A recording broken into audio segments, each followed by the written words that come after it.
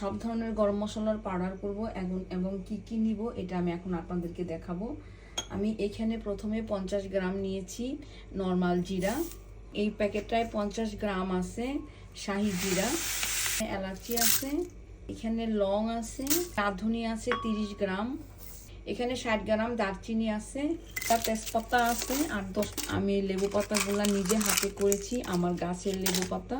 জায়ত্রী আছে, আমি জায়ফলটা থেতো করে দিলাম। এই গোলাপের পাপড়িটাও আমার গাছে।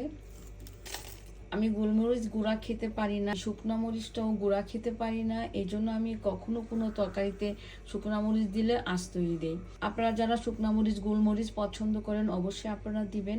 আমি এখন এটা ব্লেন্ডার করব।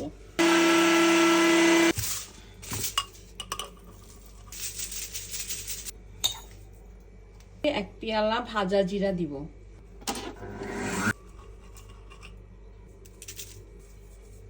আমি কখনোই বাইরে থেকে মশলা কিনি না, ঘরে বানিয়ে নেই সব সময়। আমার বাচ্চাদেরকে আমি সব সময় ফ্রেশ করে করে খাওয়াই।